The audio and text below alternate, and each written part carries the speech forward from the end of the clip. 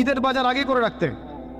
এই শেষের দশক স্পেশালি লাইলাতুল কদর যেখানে থাকে, এই দশক মানুষ বাজারে কাটায়। বাঙালি মুসলিম এই দশকটা বাজারে কাটায়, ইল্লা মাশাআল্লাহ। আর মা বোনদের তো খবর নাই, এরা তো মার্কেটেই বেশি ঘুরে বেড়াবে দেখবেন। আর এত বেশি ইফতারের আইটেম করতে যায় না যে এই খাওয়ার পিছনে আপনার সময় চলে যায়। যদি সারাদিন রোজা রাখার পরে 10টা আইটেম নিয়ে বসে ইফতার করতে, আসলে রোজা আমাকে আত্মশুদ্ধি শেখাইল না। সেহরিতে যদি 20টা আইটেম থাকে, মনে হয় এটা আমার জীবনের শেষ খাবার, খাইতে পারবো না, তাহলে সমস্যা। এই রোজা আমার কোনো আত্মশুদ্ধি করবে না। কথাগুলো খারাপ লাগতে পারে কিন্তু বাস্তব। আপনি রমজান মাসকে ফিকির করেন, রমজানের ফিকির করেন, এই রমজান মাসে যাকাতগুলো দিয়ে দেন। যাকাত দিবেন না, এলাকার না দেশের অর্থনীতি সমৃদ্ধ হবে না। যাকাত, শুধু যাকাত দেন, অনলি যাকাত, দেখবেন ইকোনমিক সেকশনে দিন দিন উন্নতি করছি আমরা। যাকাত সবাই দিতে শুরু করেন, দেখবেন সমাজে একটা মানুষ খুঁজে পাবেন না যে না খেয়ে মারা যায়, ইনশাআল্লাহ তাআলা। আল্লাহ পাক এর মধ্যেই ইসলামিক ইকোনমিক্স রেখেছেন, ধনীর সম্পদে গরিবের হক। এটাতে করে সম্পদ ঘুরতে থাকবে হাত থেকে হাতে, হাত থেকে হাতে। এতে করে সবাই খেয়ে পরে বাঁচবে। যখন আপনি সুদে যাবেন, তখন এক শ্রেণীর মানুষ খাবে, আর এক শ্রেণীর মানুষ দরিদ্রতার অতল তলে চলে যাবে। এটা বাস্তবতা। এটা দেশের ক্ষেত্রে না, বিশ্বের ক্ষেত্রেও দেখবেন বিশ্বের একটা শ্রেণী দিন দিন ধনী হচ্ছে, আরেকটা শ্রেণী দিন দিন গরিব হচ্ছে। কারণ কি জানেন? রিবা, সুদ। রমজানের এই ফিকিরগুলো করেন। আল্লাহ পাক তৌফিক দান করুন যেন এই রমজানে আমরা আমাদের সমস্ত গুনাহগুলোকে মাফ করিয়ে নিতে পারি, আমিন। এবং বেশি বেশি সামর্থ্য থাকলে দিনের দাওয়াতি কাজ করেন। রমজান মাসে মানুষকে আল্লাহর দিকে ডাকেন, আইওয়াশ করতে যায় না, শোডাউন করেন না, ভিতরে ভিতরে দাওয়াতি কাজ করেন দিনের জন্য, ইসলামের জন্য। আল্লাহর জমিন, আল্লাহর দিনটা যেন প্রতিষ্ঠিত হয়। এবং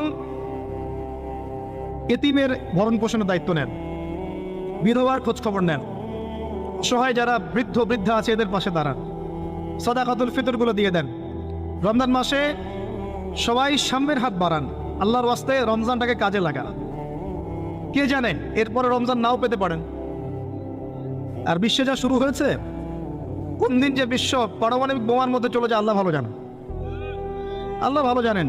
এটা সম্ভাবনা নাই এমন নয়, সমূহ সম্ভাবনা, সমূহ সম্ভাবনা। দেখতে থাকেন কি হতে থাকে ফিউচার। এবার আসেন, আমি যে কথাগুলো বলছিলাম, জ্ঞান অর্জনের পরে আমল, এরপরে হচ্ছে আপনার আত্মশুদ্ধি। আত্মশুদ্ধির কয়েকটা মাধ্যম আমি বলে দেই। বেশি বেশি কোরআন তেলাওয়াত, বেশি বেশি আল্লাহর জিকির, বেশি বেশি মৌতের স্মরণ, বেশি বেশি পরকালের ফিকির। পারা যাবে ইনশাআল্লাহ।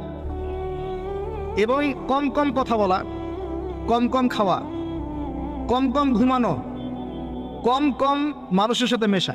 পারা যাবে? এগুলো আত্মশুদ্ধির জন্য দরকার আছে। এবং আত্মশুদ্ধিওয়ালা মানুষদের সহবতে গিয়ে থাকা। পারা যায়? আল্লাহ পাক তৌফিক দান করুন। এরপরে আসবেন বেসিক কাজে, আপনার ইকোনমি হালাল কিনা দেখেন। হারাম রিজিককে ঘরে ঢুকতে দিয়েন না, সুদকে ঢুকতে দিয়েন না। আল্লাহর রাস্তায় হাত জোর করে অনুরোধ করছি, সুদকে ঢুকতে দিয়েন না। ছেড়ে দেন, আল্লাহ আপনার রিজিকের দায়িত্ব নেবেন। ওয়ারযুকুহু মিন হাইথু লা ইয়াহতাসিব, এমন উৎস থেকে আল্লাহ আপনাকে রিজিক দিবেন আপনি কল্পনা করতে পারবেন না। আপনি মনে করেন না রিজিকের মালিক আপনি নিজেই, সুদ না খেলে আপনি রিজিক পাবেন না, এমনটা ভাবেন না। এটা ভাবার নাম হলো শিরক। এটা শোনেন, যখন আপনি মনে করছেন যে এটা ছাড়তে আমি পারবো না, যদি আমি ছেড়ে দেই আমার পরিবার চলবে না, আমি চলতে পারবো না, মানে আপনি মনে করছেন রিজিকের মালিক আপনি নিজেই। এটা শিরক। আল্লাহর উপর তাওয়াক্কুল করে ছেড়ে দিতে পারলে দেখবেন আল্লাহ আপনাকে বেহিসাব রিজিক দেবে ইনশাআল্লাহ। এটা আপনি কল্পনা করতে পারবেন না। মিন হাইথু লা ইয়াহতাসিব, আপনার কল্পনার বাহির থেকে আল্লাহ আপনার রিজিক দিবেন ইনশাআল্লাহ। আপনি কল্পনা করতে পারলে আয়াতটা ঠিক হবে না, আপনার কল্পনার বাহির থেকে রিজিক আসবে ইনশাআল্লাহ। এবং এটা হচ্ছে দিন দিন বহু মানুষ সুদ ছেড়ে দিচ্ছে আলহামদুলিল্লাহ, এবং হালাল ব্যবসা করছে, হালাল কিছু করার চেষ্টা করছে। আল্লাহ পাক ওদেরকে না খাইয়ে রাখেন নাই, বরং সুদ খোরদের চেয়ে ভালো রেখেছেন আলহামদুলিল্লাহ।